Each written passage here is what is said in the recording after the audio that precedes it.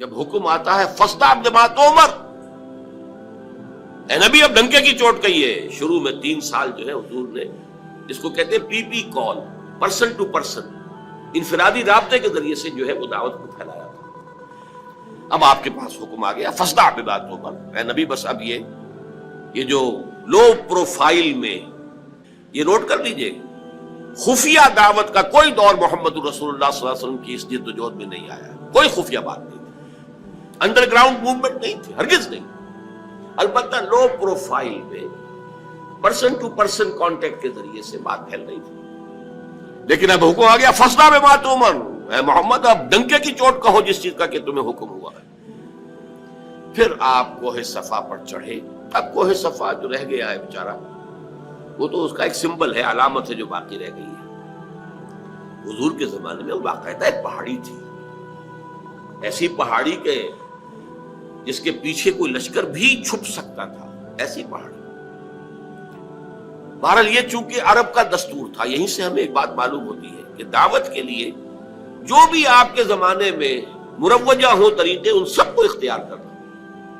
ہاں اگر کوئی شرافت کے یا حیا کے منافی کوئی شے ہے تو اس کو اس میں سے ختم کر دیا جائے، لیکن یہ کہ جتنے بھی ذرائع ہوں ابلاغ کے جو موجود ہوں آپ کے وقت میں، وہ آپ کو استعمال کرنے چاہیے۔ جب حکم ہوا فَاصْدَعْ بِمَا تُؤْمَرُ تو آپ نے رواج کے مطابق یہ شکل اختیار کی۔ رواج کیا تھا؟ عرب میں آپ کو معلوم ہے کہ قبائل ایک دوسرے پر حملہ کرتے رہتے تھے، غارت گری ہوتی تھی، لوٹ مار ہوتا تھا۔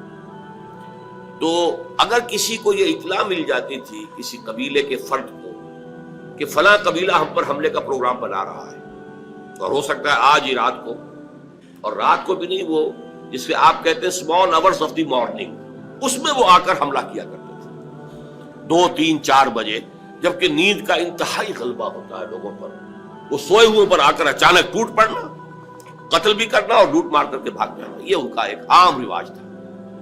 تو جس کسی کو اطلاع مل جاتی تھی کہ قبیلہ جو ہے اس طور سے حملہ آور ہوا چاہتا ہے، وہ کسی بلند مقام پر چڑھ جاتا تھا،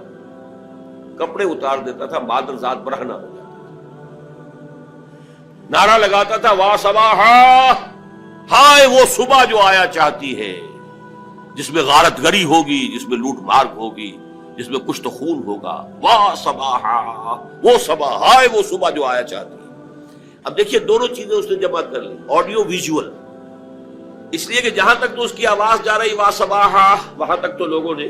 اس کی آواز کو سن لیا، وہ لپکے دوڑے، کوئی بڑی خبر ہے، کوئی حملہ ہوا چاہتا ہے، کوئی بڑی تباہی آنے والی ہے، یہ شخص اس کی خبر دینا چاہتا ہے، تو دوڑو، لپکو، سنو اس کی بات۔ اور جہاں اس کی آواز نہیں جا رہی، وہ عریاں نظر آ رہا ہے کھڑا ہوا، اسی لیے اسے نذیر عریاں کہتے تھے، خبردار کرنے والا، وارن کرنے والا،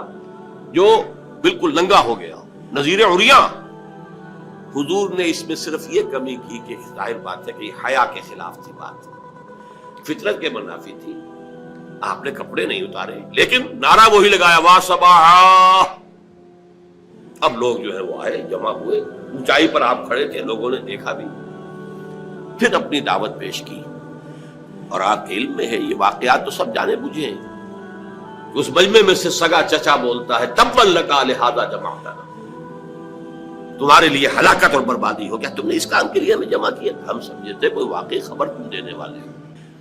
تم کوئی بات بتانے والے۔ اور نوٹ کیجیے جو میں نے عرض کیا تھا، وہ پہاڑی کتنی بڑی تھی کہ حضور نے پہلے یہ کہا کہ لوگوں اگر میں تمہیں یہ خبر دوں کہ اس پہاڑی کے پیچھے دشمن کا لشکر ہے جو تم پر ٹوٹ پڑنا چاہتا ہے، تو میری بات مانو گے کہ نہیں؟ یعنی وہ پہاڑی اتنی تھی کہ اس کے پیچھے کوئی گروہ، کوئی لشکر جو ہے وہ چھپ سکتا تھا۔ اور کہا ضرور، ایک تو اس لیے کہ آپ بلندی کے مقام پر پہاڑی پر کھڑے ہیں، پہاڑ کے دونوں طرف دیکھ رہے ہیں، اور دوسرے یہ کہ آپ نے تو کبھی جھوٹ بولا ہی نہیں، آپ صادق الامین۔ یہ پہلے گواہی لے کر آپ نے بات کی ہے اپنی،